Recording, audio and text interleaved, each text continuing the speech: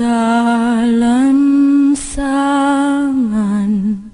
nagkalat mga dahong lagas at ang hangin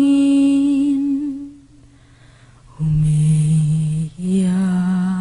Isang turning point na sa buhay ko noon ay nung na-discover ko yung family setup namin. Kung saan yung tatay ko ay tatay rin ng iba.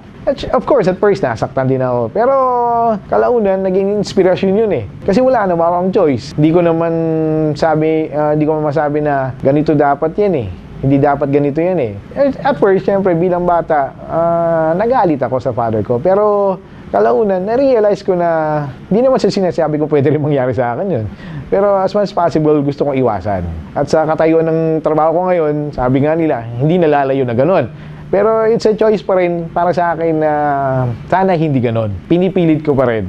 Although I'm single, pero sana para maiba naman. Ayoko naman danasin ng mga ibibigay sa akin biyaya ng Diyos na mga anak ng darating man, ay ayoko rin maranasan yung ayoko maranasan nila yung naranasan ko.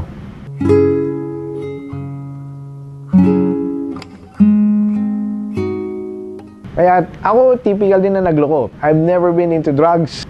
I hate it. Ayan, mga typical na social life. Pero wala eh. Naisip-isip ko rin na ako rin ang magsasuffer in the end. At naisip ko rin talaga nanay ko.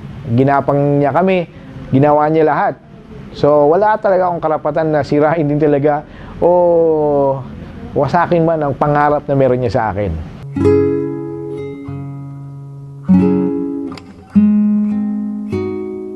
Tungkol naman sa pag-aaral ko, simula ako daycare sa amin, konti-konti lang naalala ko sa mga ganun eh. Tutuwa ko yung mga pakain nila. Then from there on, nag-kinder ako sa Divine, dito sa Vigan. Then transfer ako, elementary days ako sa St. Paul. Hanggang high school na ako.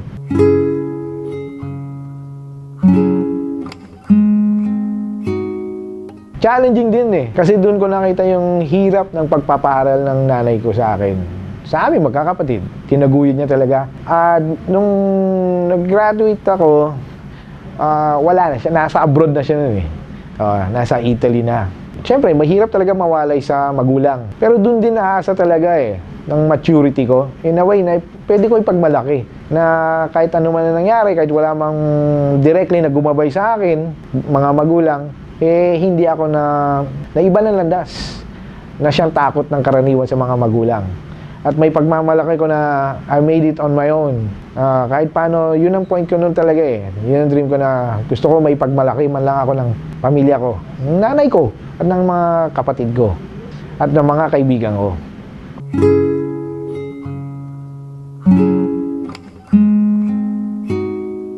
At pagka-graduate ko nung high school, gusto ko talaga mag-aral ng aeronautical engineering o di kaya architecture. Kasi doon pa man nakita ko na yung talent, malamang bigay sa akin ng Diyos.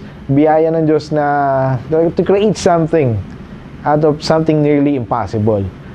Pero syempre, budget na rin. Actually nga, nung magka-college na ako, sila lang gumawa na paraan para yun na ang course na kunin ko kung saan ako graduate.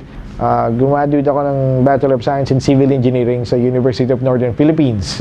At kahit paano, may mga kakulitan din ako, kapilyuhan. Pero bayad lang kung may tuturing. And then, may mga iba pa akong trabaho after that.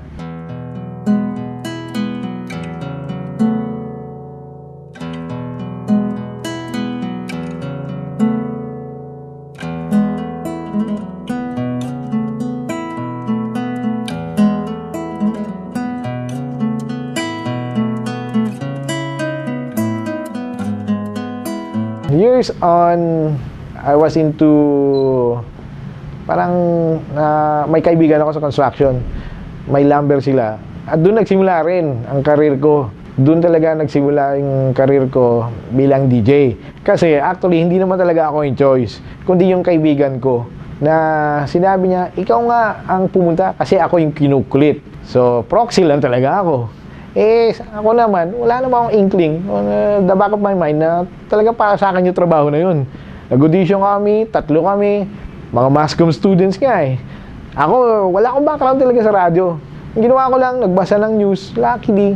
Ayun, after a week, napatawag naman ako. As in, first day ko, wala talaga akong alam. Kaya nagpapasalamat ako sa technician noon na talagang ginabayan niya ako. Pero mga influences ko rin, yung mga DJ na nandun na noon. Si Bobby RT, ngayon, siya.